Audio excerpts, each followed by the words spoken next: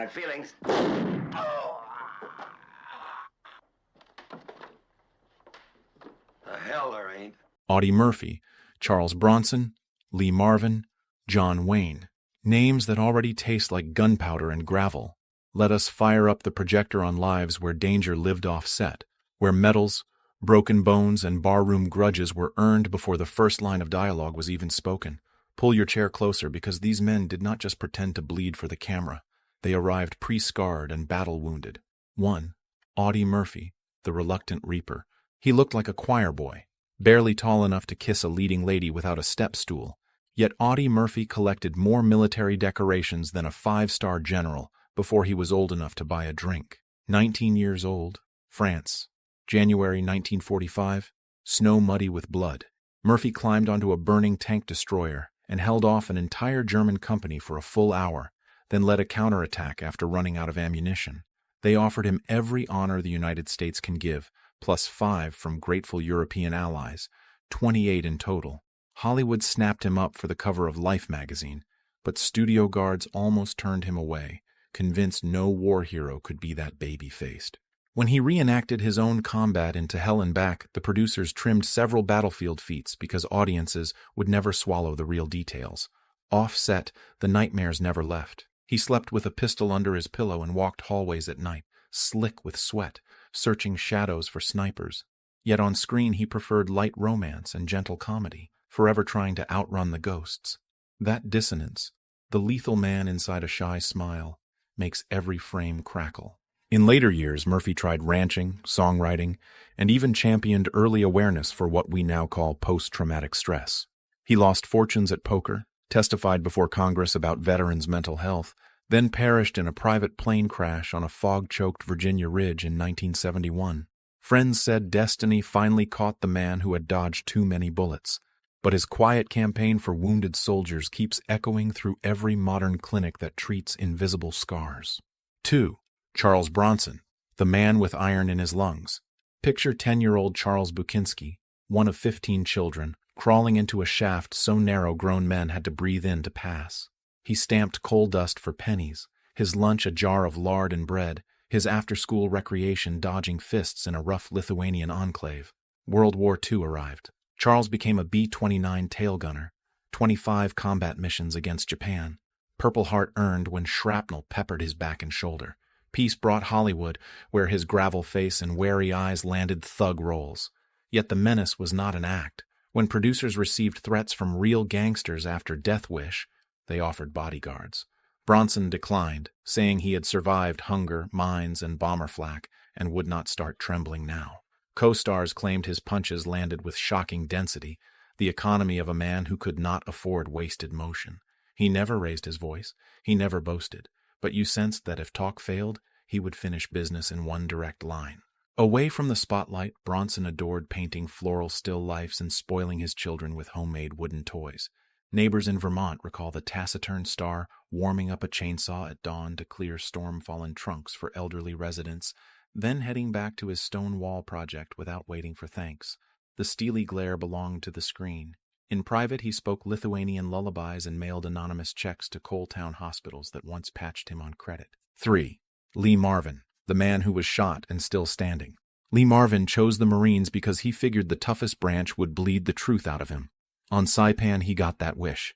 A machine gun burst tore through his lower back, severed his sciatic nerve, and dumped him into hospitals for 13 months.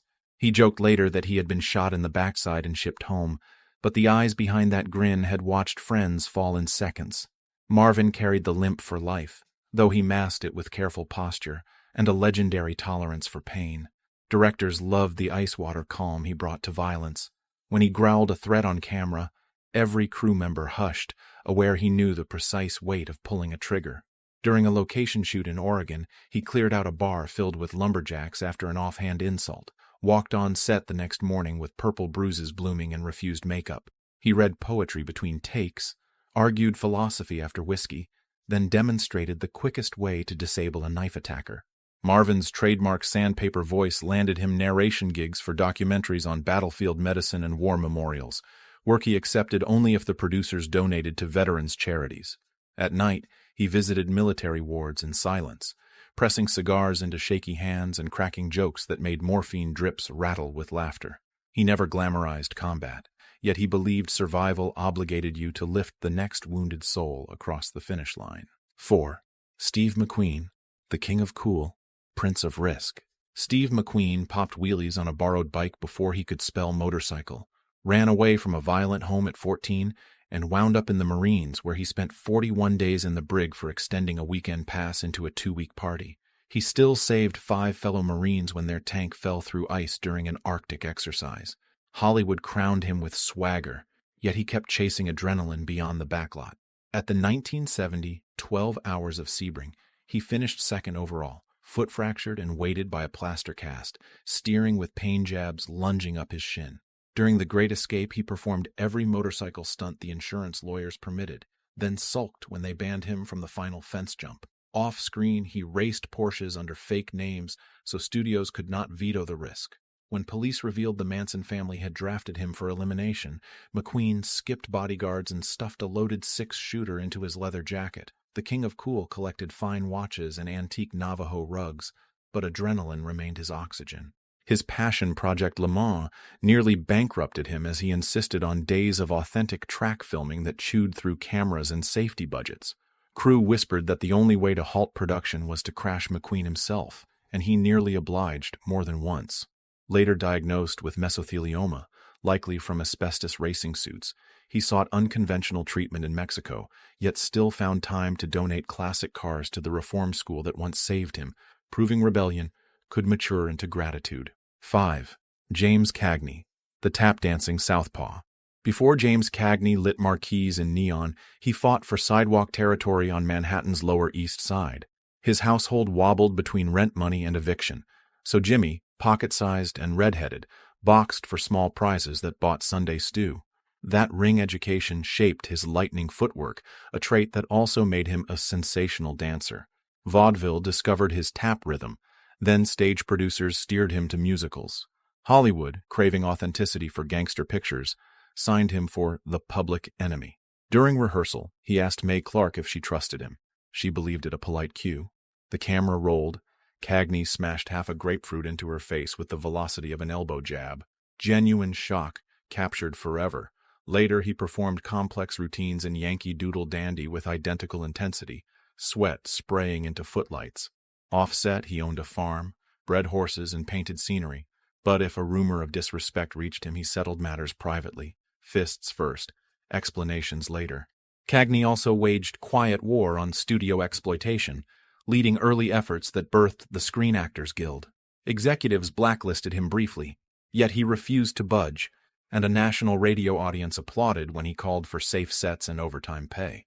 When the standoff ended, he mailed fresh apples from his ranch to the same moguls who once froze his salary, proving a punch can land hard even when the glove is an orchard basket. 6. Robert Mitchum, hobo cool. Robert Mitchum lost his father at 18 months, drifted across America on rattling boxcars at 16, and wound up breaking rocks on a Georgia chain gang for vagrancy. The iron shackles gave him calluses that never quite softened. He boxed under the name Bob Mitchum, nose broken clean, then filled wartime ammunition belts on assembly lines until Hollywood discovered that sleepy baritone. Mitchum never pretended danger. He floated through life with a half-smile that suggested he knew darker corridors than any script contained. Arrested in 1948 for marijuana possession, he served 60 days behind bars, emerging tanned and unbothered, quipping the stretch was like Palm Springs without room service. During the Night of the Hunter, he carried Shelley Winters across a swamp, take after take, without losing breath. Directors noted that his economy of motion read as stillness, a predator deciding whether dinner was worth the energy. With Mitchum, the fear was never theatrical. It was the quiet certainty that he could end a conversation with one casual hook. During downtime, he cut a calypso album in Kingston, sneaking rum into the booth and improvising lyrics that radio stations still spin at midnight. Journalists who arrived for serious profiles often left with nonsense quotes Mitchum invented on the spot just to watch editors sweat. Behind the mischief, he penned tender poetry for his wife of 57 years, mailing verses from hotel rooms scented with cigar smoke and night-blooming jasmine. 7. Anthony Quinn, labor-made flesh. Anthony Quinn arrived in Los Angeles as a Mexican immigrant child during the violent aftershocks of revolution. He peddled newspapers, sliced meat in a butcher shop, and mixed concrete before puberty. Boxing for meal money rebuilt his nose more than once, each fracture adding another crag to his future leading man face. By the time cameras rolled, he carried the raw strength you see in Zorba the Greek, when he hefted pine trunks normally assigned to cranes. No trick photography, just Quinn's arms roped with labor lines. On the guns of Navarone, he climbed a sheer cliff in full gear at 46 years old because the stunt double looked bored. Yet behind those feats pulsed a gentle artist's heart. He sculpted clay in his trailer, wept openly at music, and spoke 4 languages to discuss narrative nuance with directors. Hard muscle, soft center, total authenticity. Quinn's paintings exhibited at the Louvre, and his bronze sculptures stand in parks from Paris to Guadalajara. He once said, "The fist builds the house, but the brush makes it worth living in." When an earthquake shattered his hometown in Mexico, he auctioned his private art to fund rebuilding schools, then traveled there unannounced to haul rubble beside villagers who only knew him as the man who brought enough cement for new walls. 8. Kirk Douglas, a true force of will, born Isser. Danielovich to impoverished Russian Jewish immigrants, Kirk Douglas hawked snacks to mill workers, wrestled for St. Lawrence University tuition, and slept in shovel coal heat at night. The Navy drafted him in wartime, assigning him to patrol sub-hunters in the Atlantic labyrinth, where any glint might signal a torpedo. A training explosion injured him and forced medical discharge, but Hollywood soon beckoned. Douglas never coasted. For Champion, he pummeled real boxers until his ribs ached and sweat fogged the lens.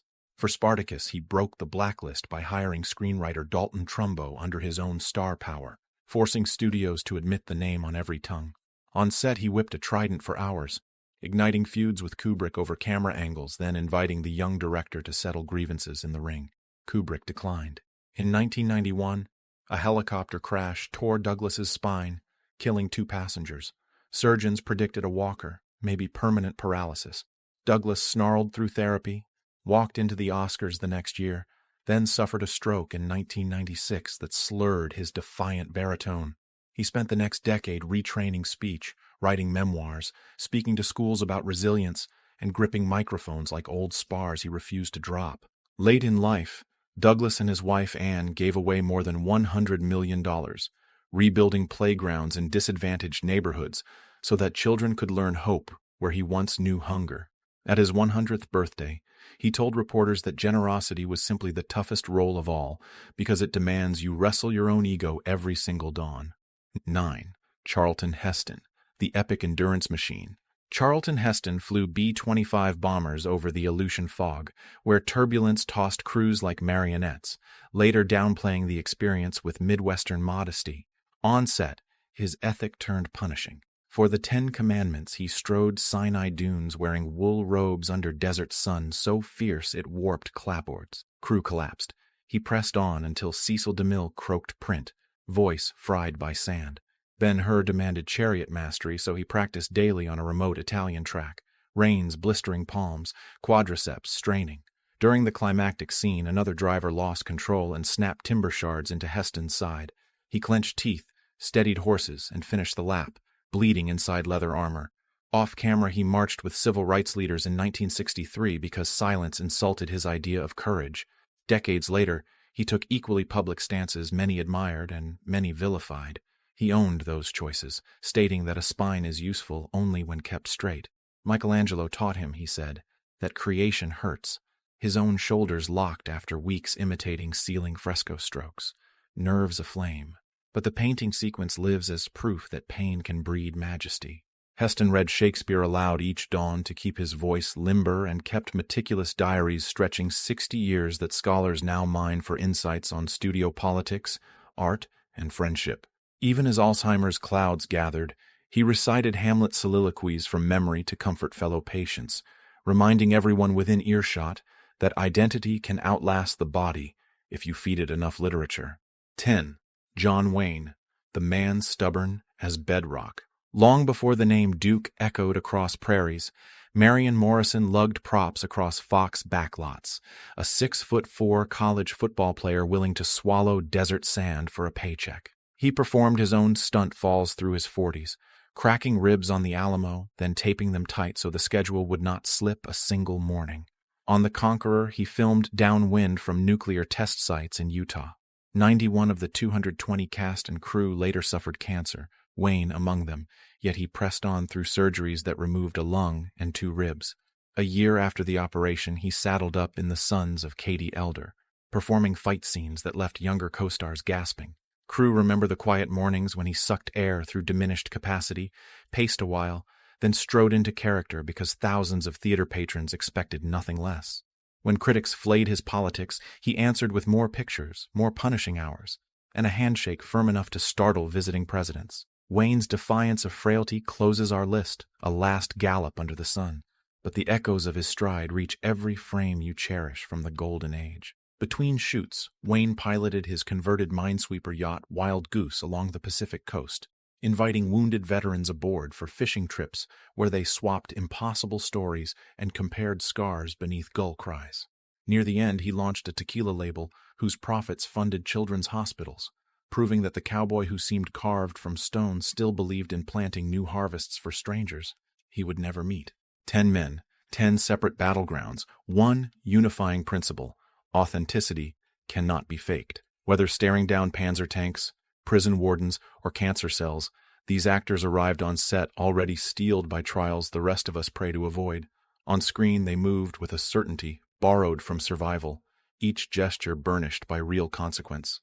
When Audie Murphy narrows his gentle eyes, you can almost see tracer arcs over winter snow. When Charles Bronson arches an eyebrow, the Pennsylvania night tunnel opens behind him.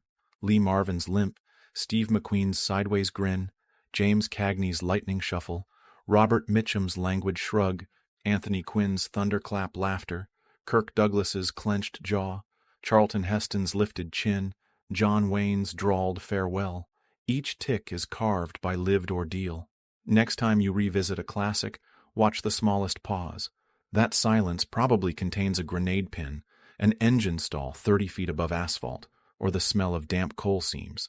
These men did not need special effects to look convincing. They carried their own. Which tale rewrites the films you thought you knew? Tell us before the credits roll and keep the projector humming for the next true story that refuses to stay behind studio gates.